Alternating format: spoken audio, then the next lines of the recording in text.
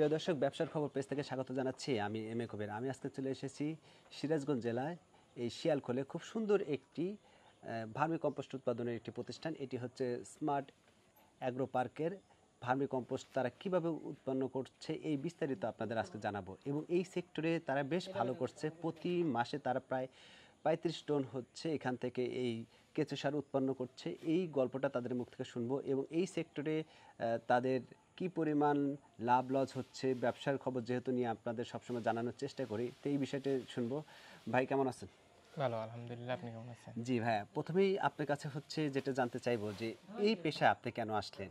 হ্যাঁ, এত পেশা থাকতে এই বর্তমান যুগে এই ভার্মি কম্পোস্ট বা কেঁচো সারের চাহিদা ব্যাপক, আপনি এই সেক্টরটা কেন চুজ করলেন, কেন এই সেক্টরে আসলেন, এটা আপনার কাছে জানতে চাচ্ছি প্রথমে।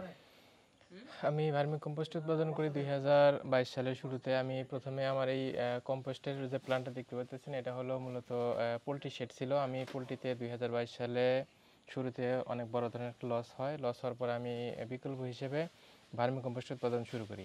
তো আমি প্রথম দিকে অল্প পরিমাণে 5-6 টন প্রতি মাসে উৎপাদন করতাম। তখন আমার ভার্মি কম্পোস্টটা বাজারে খুব ভালোভাবে বিক্রি হতো। পরবর্তীতে আমি বিভিন্ন পদ্ধতিতে ভার্মি কম্পোস্ট উৎপাদন বাড়ানো শুরু করি।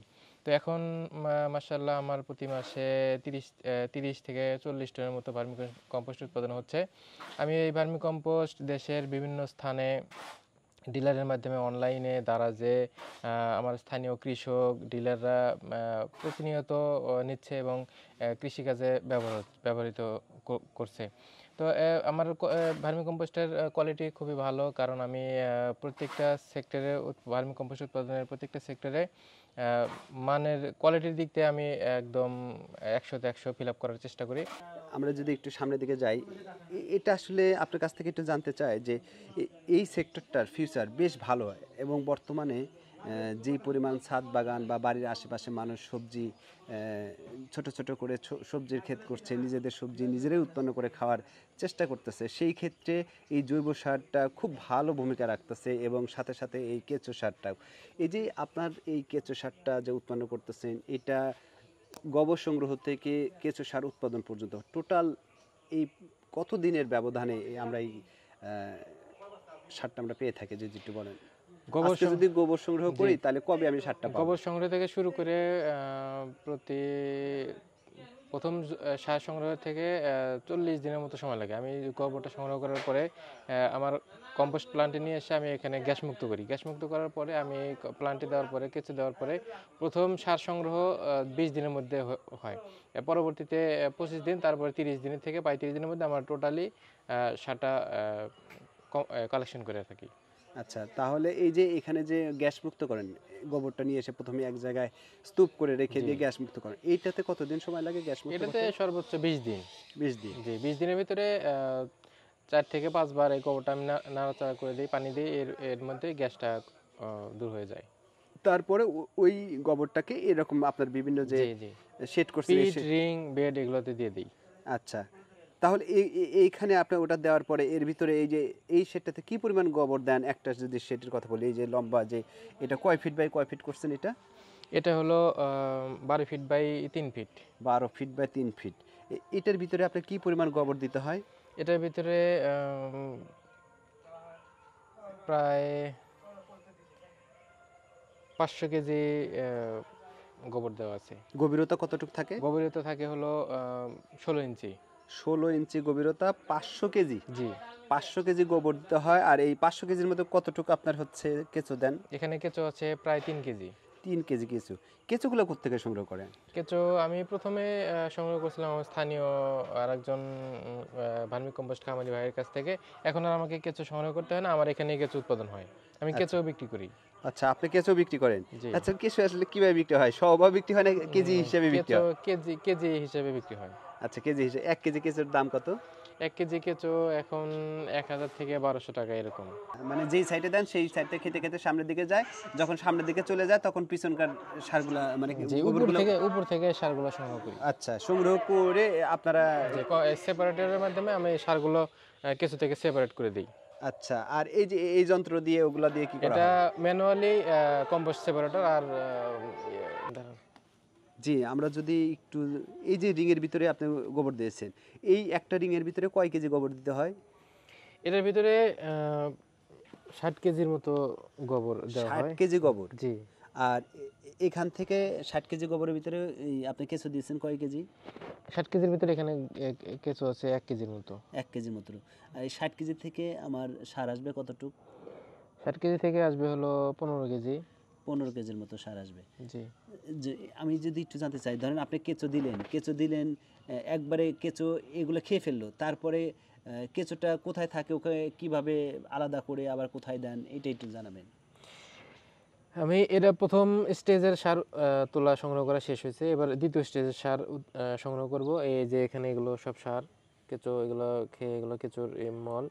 তো যখন দ্বিতীয় স্টেজের সার যখন আমি সংগ্রহ করে কালেকশন করে নিয়ে যাব, তখন বাদ বাকি যে সার থাকবে আর কেঁচো থাকবে ওগুলো আমি সাইড করব। সাইড করার পরে যখন নতুন গোবর এখান থেকে দিয়ে দেবো, তখন এখানকার যে কেঁচো, এই কেঁচোগুলো আপনি আপনি ওই নতুন গোবরের ভিতরে চলে যাবে। আচ্ছা, এগুলো খাওয়া শেষ হলে ও আবার নতুন গোবরের দিকে জি। যাবে। এইভাবে পর্যায়ক্রমে এক পাশ থেকে খাবে, এক পাশে গোবর দিবেন। হ্যাঁ, এইভাবে হ্যাঁ। পর্যায়ক্রমে এইভাবে চলতেই থাকবে। চলতেই থাকবে। আচ্ছা, এখান থেকে সার সংগ্রহ করছেন দেখে এটা গর্ত মানে দেখা যাচ্ছে একটু কম। আর এই যে এটাতে সংগ্রহ করেননি, এইজন্য এটা জি।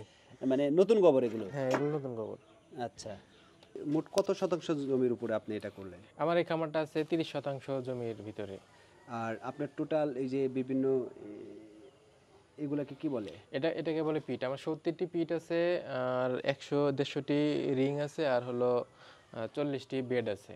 আচ্ছা, সব মিলে কি পরিমাণ, কত টন আপনার গোবর এখন কেঁচো খাচ্ছে বা কেঁচো সার উৎপাদনের আমার জন্য? এখানে প্রতি মাসে আমার অ্যাভারেজ 150 টন গোবর লাগে। 150 টন গোবর লাগে। জি। 150 টন গোবর থেকে কত টন কেঁচো সার হয়? এই 35 থেকে 40 টন। ভার্মি কম্পোস্ট সাধারণত সবজি জাতীয় কৃষিতে বেশি ব্যবহার হয়। এছাড়া ধান, ভুট্টা, আহ, সরিষা এগুলোতেও সমানভাবে ব্যবহার করা যায়।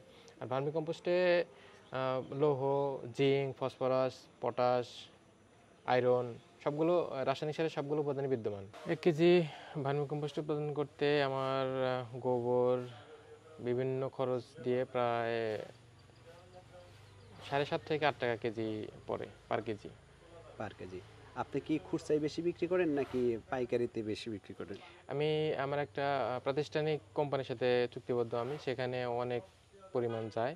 আর বিভিন্ন ডিলার, এই ক্ষেত্রে আমি পাইকারিটাই বেশি বিক্রি করি। কৃষি অফিস থেকে আমি সহায়তা পেয়েছি।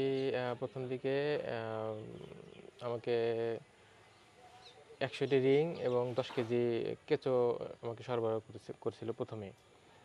আছে সহযোগিতা, আছে বিভিন্ন সহযোগিতা আছে। আর কেউ যদি এই পেশায় আসে তো অবশ্যই কৃষির লাভ, বাংলাদেশ সরকারের লাভ। কারণ আমাদের রাসায়নিক সার যা আসে সেগুলো সব বাইরে থেকে আসে। সেক্ষেত্রে বাংলাদেশ এক্ষেত্রে একটু লাভবান হবে, যে বৈদেশিক মুদ্রাগুলো বিদেশে আর যাবে না। আর কৃষির যেহেতু আহ, এটা নিঃশেষ হবে না, সেহেতু এটা প্রতিযোগিতার কিছু নাই, কারণ এটা উৎপাদন হবে, ব্যবহার হবে। আচ্ছা, তাহলে যারা এই পেশায় আসতে চায় তারা এই বিষয়ে কি কোনো ট্রেনিংয়ের ব্যবস্থা আছে? কেঁচো সার উৎপাদনের ট্রেনিং কোথায় পাওয়া যায় বা কোথা থেকে ট্রেনিং নিতে পারে?